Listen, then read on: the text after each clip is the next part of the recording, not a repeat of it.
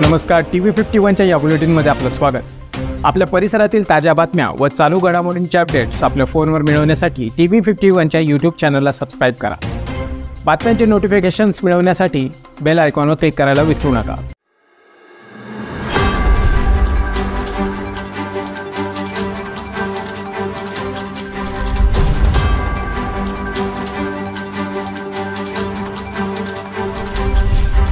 काल अजंगवडील येथील दुर्दैवी घटनेत 3 दिवसांपासून बेपत्ता असलेल्या 8 वर्षीय मुलीचा मृतदेह नदी किनारच्या एका विहिरीत आढळून आला होता। सदर घटनेमुळे परिसरात तीव्र संताप व आक्रोश व्यक्त होत होता। काल गावकऱ्यांनी रास्ता रोको करत भाविकाच्या मारेकऱ्याला जोपर्यंत अटक होत नाही तोपर्यंत रास्ता रोको मागे घेतला जाणार नाही असा पवित्रा घेतला।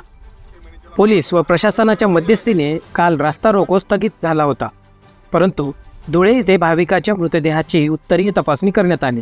त्यानंतर अजंग येथील ग्रामस्थांनी अचानक भाविकाचा मृतदेह ताब्यात घेण्यात नकार दिला।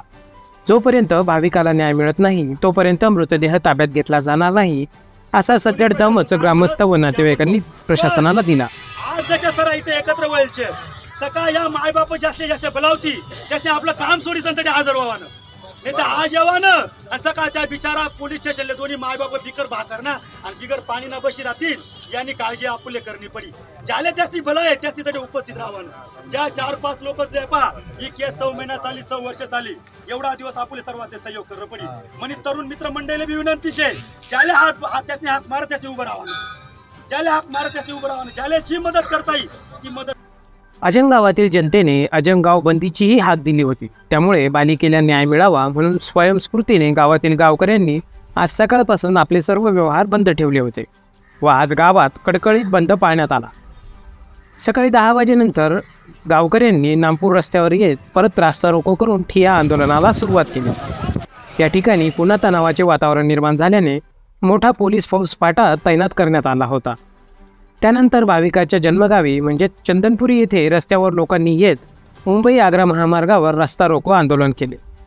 पोलीस व प्रशासन यांनी वारंवार विनंती करूनही कुठल्याही परिस्थितीत ते तिथून हलत नसल्याने शेवटी पोलिसांनाही नाईलाजास्त व काही आंदोलकांना ताब्यात घेत थोड्या वेळात सोडून देण्यात आले। पोलिसांनी दिलेल्या माहितीनुसार भाविकाची उत्तरीय तपासणी इन कॅमेरा झाली आहे आणि त्यात कुठल्याही प्रकारचा अत्याचार भाविकावर झाला नसल्याचे स्पष्ट झाले। नागरिकांनी अफवांवर विश्वास ठेवू नये असे आवाहन पोलीस प्रशासनातर्फे करण्यात आले आहे। अपर पोलीस अधीक्षक अनिकेत भारती यांनी 7 दिवसाच्या आत आरोपीला पकडण्याचे आश्वासन दिल्यामुळे नागरिकांनी रास्ता रोको मागे घेत आंदोलन स्थगित केले। आज सायंकाळी अत्यंत शोकाकुल वातावरणात हजारो लोकांच्या उपस्थितीत भाविकाच्या पार्थिवावर अंत्यसंस्कार करण्यात आले।